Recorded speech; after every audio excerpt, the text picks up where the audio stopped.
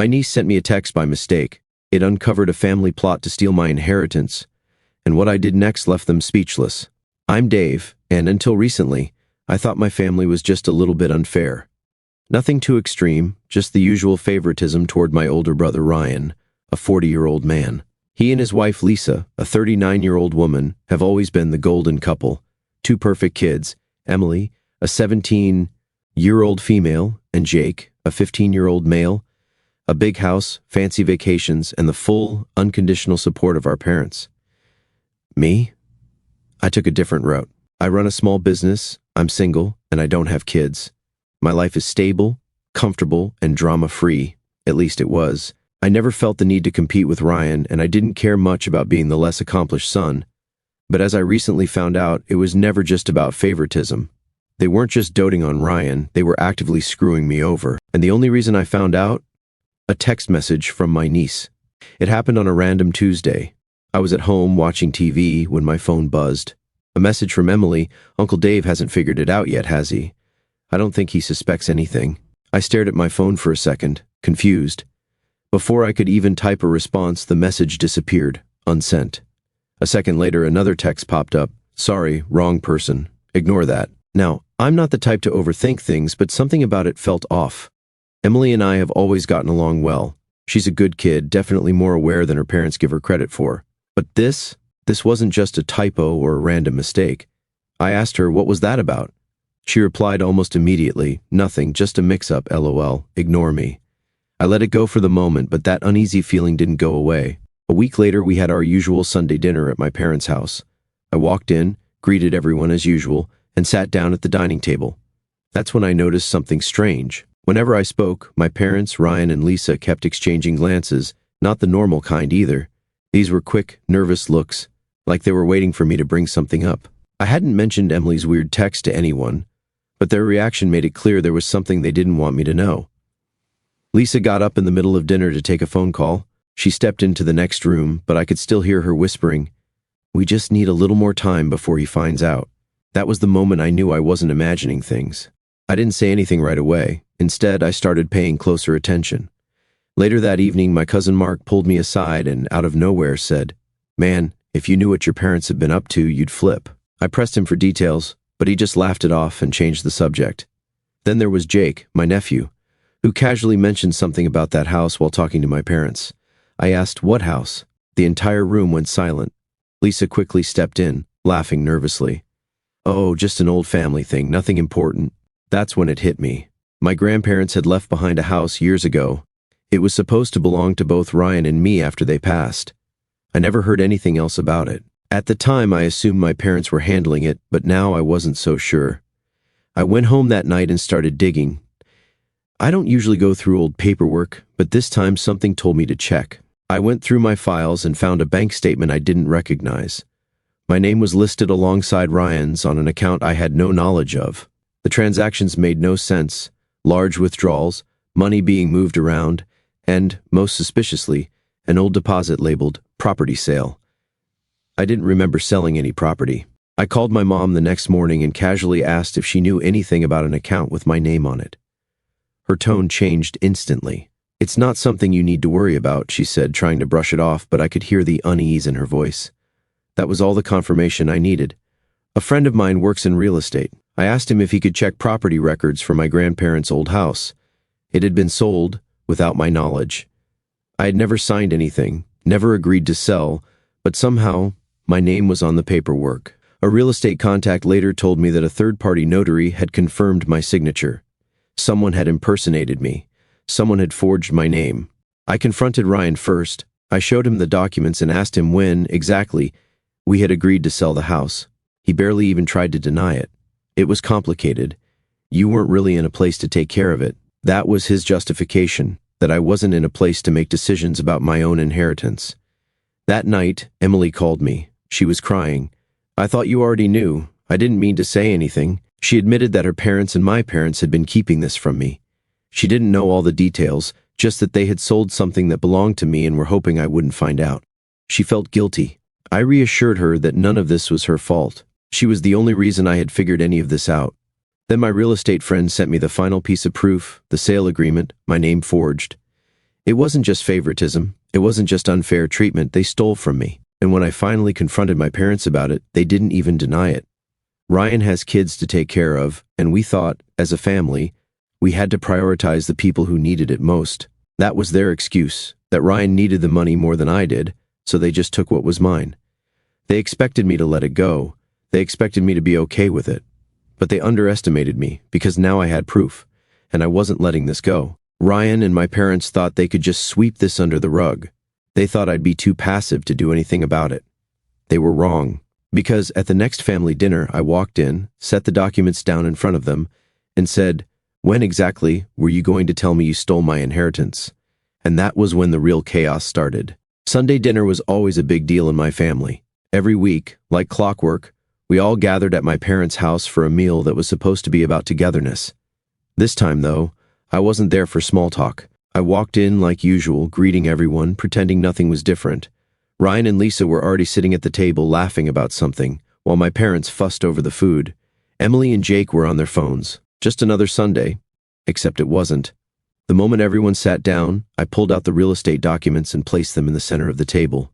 The room went dead silent. I asked one question: when exactly were you all going to tell me you stole my inheritance? My mother was the first to react. She didn't even look at the papers, just shook her head and sighed, like I had brought up something embarrassing.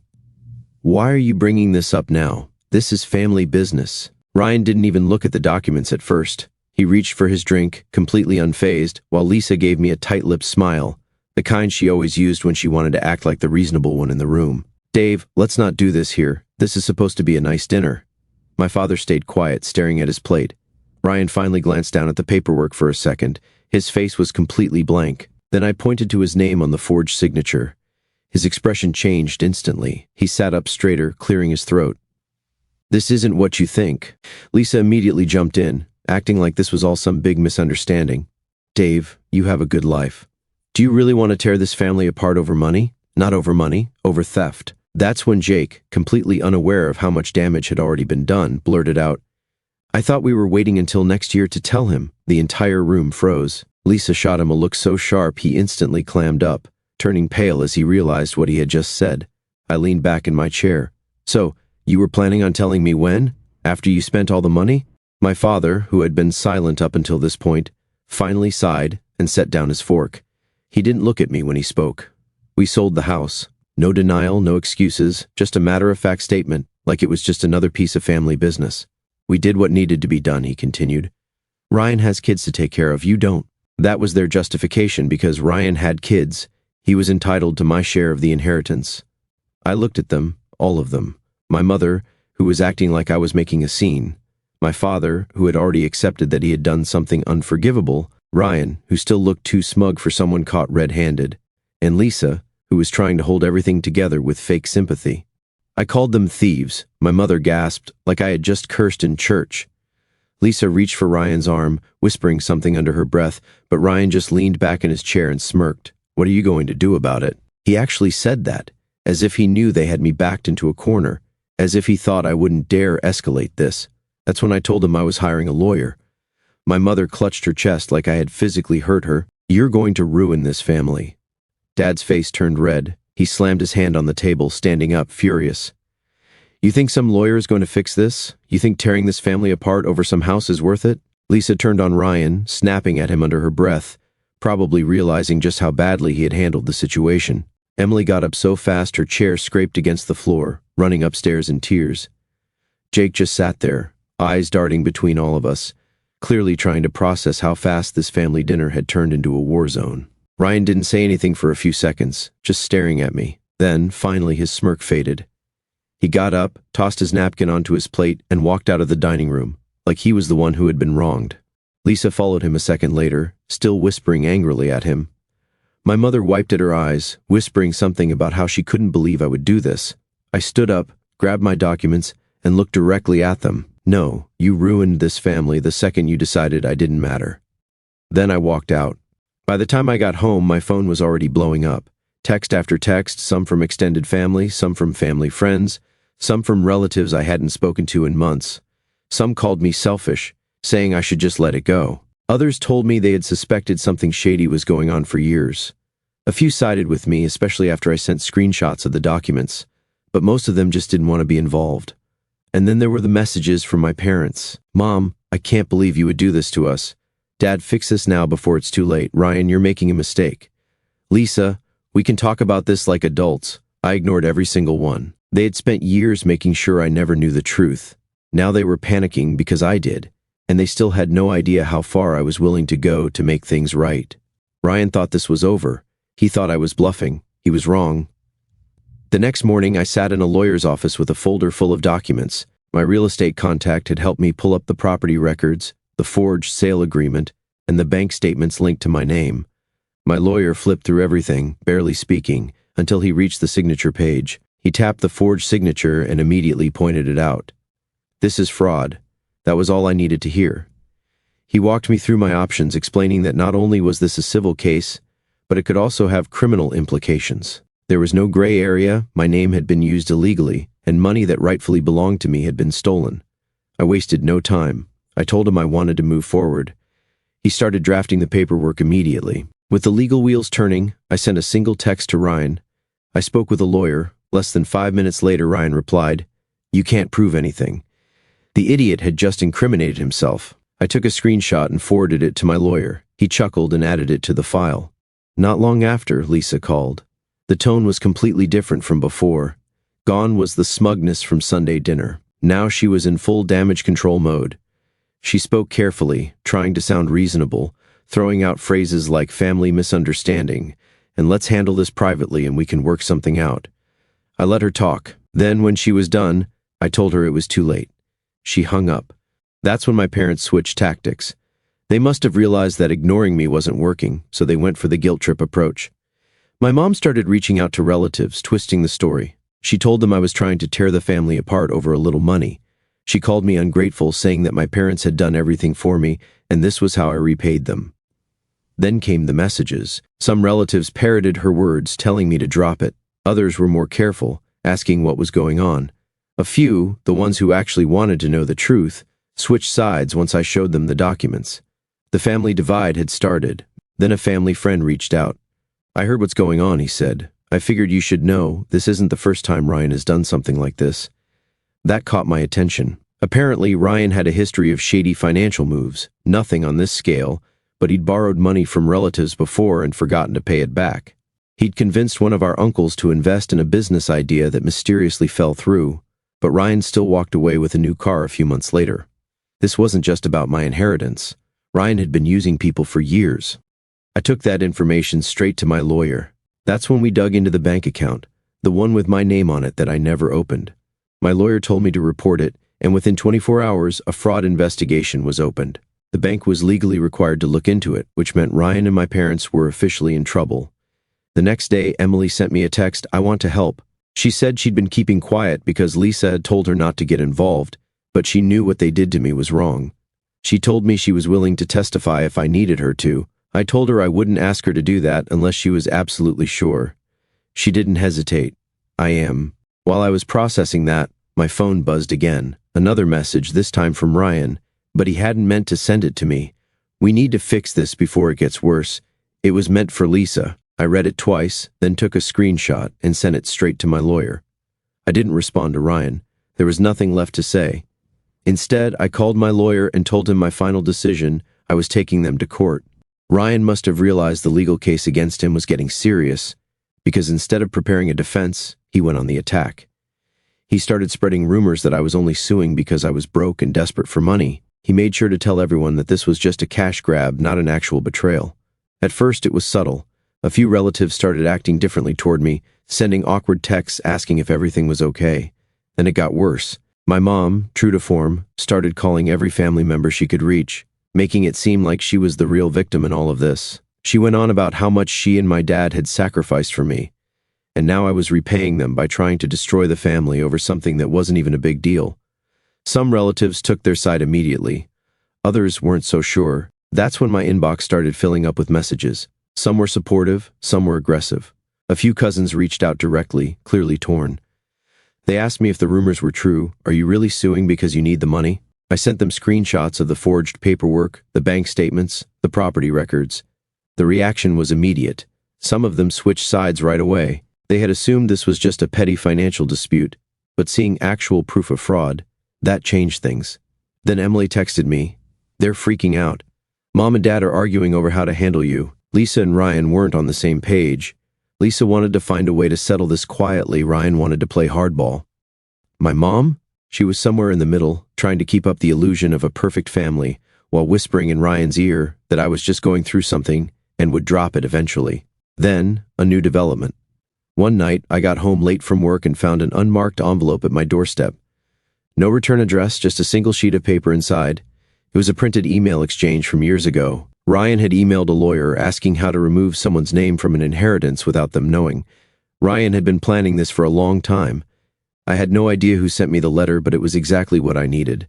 I took it straight to my lawyer. He barely even blinked before adding it to the case file. Then my real estate contact came through with another bombshell. Ryan and Lisa hadn't just stolen the house and flipped it for a profit.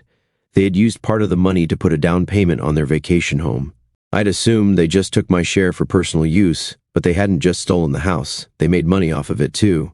Then Emily came through with the final nail in the coffin. She had access to the family iPad, the one her parents used when they thought no one was listening. She was using it one day when she found an old voice memo her parents must have forgotten to delete. Ryan's voice, clear as day. Dave is too stupid to figure this out.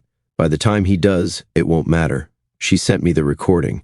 I sent it to my lawyer.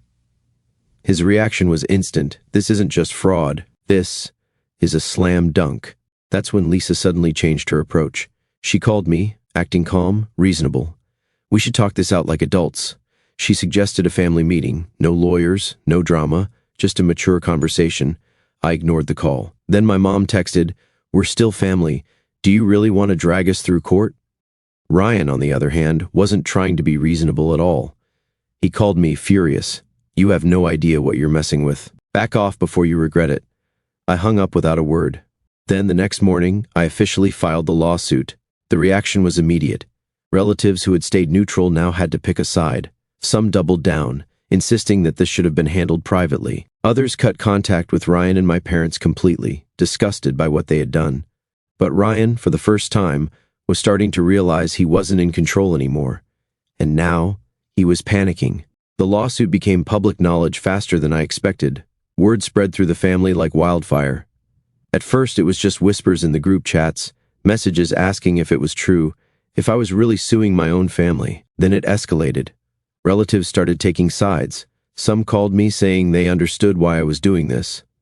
Others accused me of betraying the family, acting like I was some kind of outsider instead of the person who had been robbed. The family chat exploded. One message stood out, "Blood is thicker than money. I can't believe you're doing this." My mother played the victim perfectly. She sent long, dramatic messages about how she was just an old woman trying to keep the family together and how I was tearing everything apart over money. How could my own son do this to me? That line popped up in at least 3 different chats, but fewer people were buying it. The moment I sent screenshots of the forged documents, some of those same relatives started backtracking. Then Lisa switched tactics. She sent me an email, "We made mistakes. Let's settle this privately." Translation, they were scared. I forwarded it straight to my lawyer. Then came the next bombshell. My lawyer called after doing a deeper financial investigation. He'd found another account, one that had both Ryan and my father's names on it. This one had thousands of dollars in it, money that had been siphoned out of my inheritance. Right after I got that call, Emily texted me again. I just heard Mom say, "If Dave finds out about the other account, we're done." They were still hiding things. Then my real estate contact got back to me. Ryan and Lisa hadn't just stolen the house and flipped it for a profit. They had used part of the money to put a down payment on their vacation home. I sent everything to my lawyer. His response, "This isn't just fraud, it's criminal." Ryan's confidence cracked over the following weeks. First, he was suspended from work. Then Lisa stopped defending him. By the time he called me, I could hear the exhaustion in his voice. For the first time, there was no smugness, no arrogance. He begged me to drop the case. "We can fix this. You don't have to do this." I said nothing. I let him talk himself in circles, waiting for him to say something incriminating. He did. It was just a business decision. We thought it was the best thing for the family. I asked him one question. "Why didn't you think I was part of that family?" Dead silence. Then he hung up. Shortly after, My dad tried his own version of damage control. He finally spoke up, acting like this was all just a misunderstanding. We just did what was best for the family. I asked him the same question. Why didn't that family include me? He had no answer. Then my aunt reached out. You should know, this isn't the first time they've helped Ryan pull something shady. She had receipts. Turns out my parents had covered for Ryan before. He had been in financial trouble multiple times, and every time my parents had quietly bailed him out, using family money, using my grandparents' money. More cousins started cutting ties. Some still defended Ryan, saying, "It's just money." But others had seen enough. Then Emily sent me another text. I can't stand being in this house anymore. She had been the only person in that house who had done the right thing, and now she was paying for it. Then came the final hit. Someone leaked details of the lawsuit to Ryan's workplace. Ryan worked in finance. His entire job relied on trust and credibility. Suddenly, his name was circulating in the wrong circles. Clients were asking questions. Lisa lost it. She called me, screaming, "You're ruining our lives." I didn't say anything. I just hung up. My response? Good.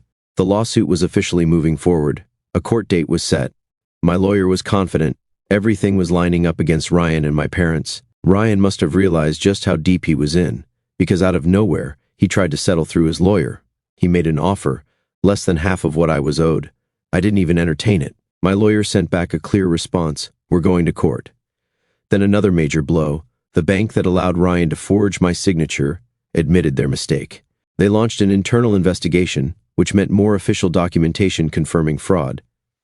Now there was no denying it. Then Lisa flipped. She must have seen the writing on the wall, because she immediately distanced herself from Ryan. She told anyone who would listen that she wasn't involved and that my parents were the masterminds. At first, no one believed her, but then Ryan's job got involved. Someone at his firm must have caught wind of the lawsuit, because an internal review was launched. Ryan was suspended pending investigation. That's when my mother started doubling down. She made the rounds in the family, crying to anyone who would listen. She called aunts, uncles, distant cousins, anyone who might be on her side, and told them I was destroying the family. "He's ruining us." But there was one problem. She had played this card too many times before. People were starting to see through it. Meanwhile, Ryan's assets were being frozen. His vacation home? Gone. His investments? Tied up in legal red tape. For the first time, Ryan couldn't just weasel his way out of trouble. Then the family meltdown got worse. My dad stopped answering my calls. He completely checked out. At a family gathering, my mom refused to even look at me. She sat in the corner playing the victim, while the rest of the family awkwardly avoided the subject. Then Emily made her own decision. She packed her bags and moved out. She left a note for Lisa that said, "I can't stand being part of this anymore." Lisa was too busy saving herself to care. Then Ryan's lawyer quit.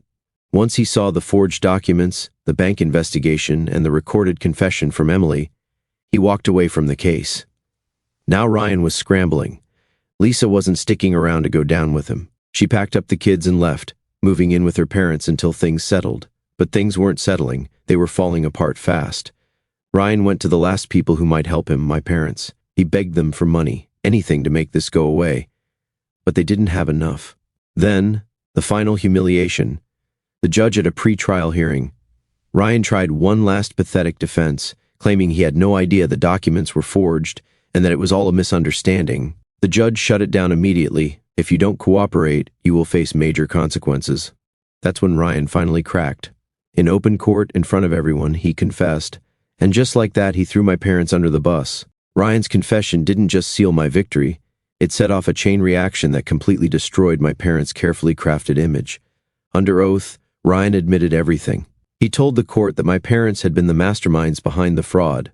They were the ones who forged my signature, who pushed him into selling the house, and who assured him that I would never find out.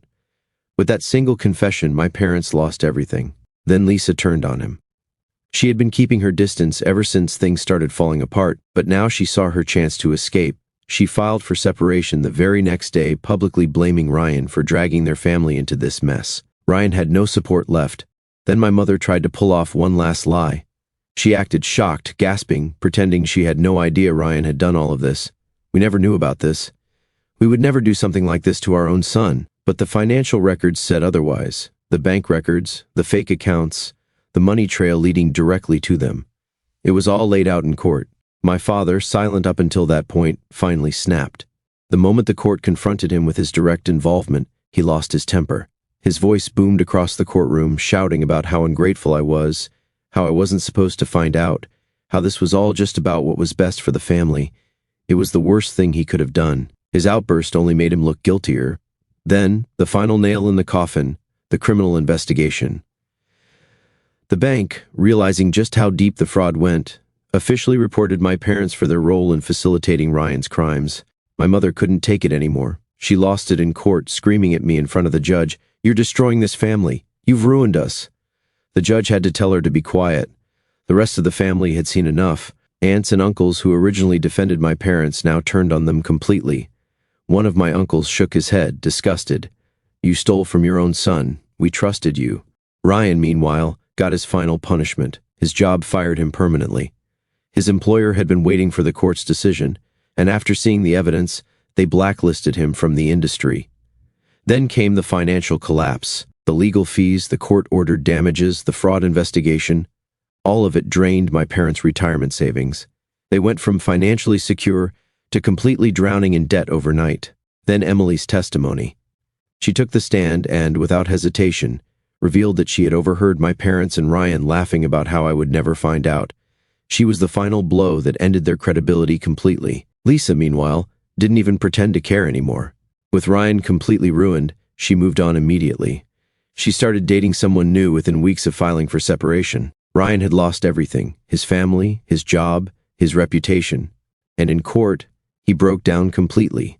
He sobbed, realizing neither his wife nor his parents were going to help him. Then the judge looked directly at my parents and said the harshest words yet. "You stole from your own child. You should be ashamed." And finally, the verdict: I won.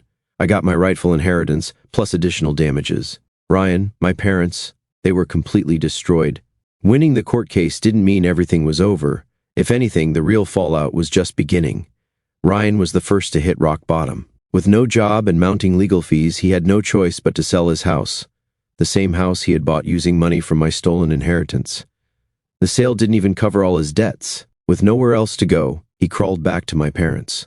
Lisa didn't waste a second. She finalized the divorce immediately, took full custody of the kids, and made sure everyone knew she wanted nothing to do with him. She even posted on Facebook about leaving a loser behind, making sure everyone knew she had moved on and upgraded. Ryan had lost everything: his marriage, his kids, his home. But the fallout didn't stop with him. My mom's entire reputation collapsed. For years, she had built this image of herself as the perfect family matriarch, the caring mother, the wise elder, the one who held the family together. Now, nobody believed it anymore. Word had spread through the extended family, and no one wanted anything to do with her. At family gatherings, people avoided her. Old friends stopped calling. Even the relatives who had originally taken her side went silent when they realized she had been lying to them for years. Then my dad's health started declining. Between the stress of the lawsuit, the loss of money, and the embarrassment, it was too much for him to handle. He had always been the one who acted like he was in control, but now he had nothing left to control, and the family drama kept getting worse. The group chats exploded. Some relatives cut off my parents completely, refusing to even speak to them. Others demanded answers. Then came the money issue. A few aunts started digging through old records and realized that my parents had been deceiving them for years, borrowing money, promising to pay it back, then conveniently forgetting. Now that my parents were broke, the aunts wanted their money back, but my parents had nothing left to give. That's when my mom finally reached out to me. She was crying, sobbing, begging for financial help. I ignored her completely. Then she got desperate. She called my employer, trying to sabotage me. She told them I was unstable, that I was making a mistake, that I needed to be taught a lesson. My boss laughed her off. Then my dad made one last attempt. He sent me a handwritten letter: "Family should forgive." I threw it away. Then a cousin reached out with one last piece of news. Ryan was now being investigated for other fraudulent activities. Apparently he had done similar things before, but now people were finally paying attention. At that point, I was done. I cut all contact, changed my number, and for the first time in my life, I felt true peace. A year later, everything had completely unraveled for Ryan and my parents. Ryan officially declared bankruptcy. With no house, no job, and no reputation left, he was left with nothing. The court cases, legal fees, and debts had wiped him out completely. Lisa, on the other hand, moved on fast. She finalized the divorce, remarried, and moved out of state with her kids. She made sure everyone knew she had nothing to do with Ryan anymore. She even posted a picture on Facebook with her new husband, captioned, "Sometimes you have to leave the past behind." Ryan wasn't even a footnote in her life anymore. My parents? They lost their home. With their savings drained from legal fees and no financial help from anyone, they couldn't afford their mortgage anymore. They were forced to move into a tiny apartment far from the family they used to control. And the worst part for them? No one cared. The extended family had cut them off completely. They had spent years acting like the head of the family, manipulating people, playing favorites, and now nobody wanted anything to do with them. Then my mom tried one last stunt. She started posting on social media, talking about how family should stick together, how she had been betrayed by her own child, how she only ever wanted what was best for everyone. Nobody bought it. The comments were brutal. Some relatives called her out directly, saying she was only a victim of her own actions. Others just ignored her completely. Then my dad finally gave up. After a year of failed attempts to reach out, he just stopped trying. No more letters, no more messages, nothing. And Emily? She was thriving. She cut off all contact with her parents, moved into her college dorm, and was doing better than ever. Then came Ryan's final humiliation. He got caught in another scam. Even after everything that had happened, he still tried to pull another shady deal. This time, he wasn't so lucky. There was enough evidence to charge him, and now he was facing potential jail time. As for me, I used my rightful inheritance to buy my dream home. For the first time, I was completely free of my family's mess. Then my mom made one last attempt at contact. She sent a letter, "We still love you." I didn't bother responding. Then Ryan had the audacity to call me. He actually begged me for money. I laughed and hung up. My dad? He tried one last time. He wanted to meet up and talk. I blocked his number. A cousin later confirmed it. My parents were completely broke, and they were still blaming me. The truth? I had zero regrets. They did this to themselves.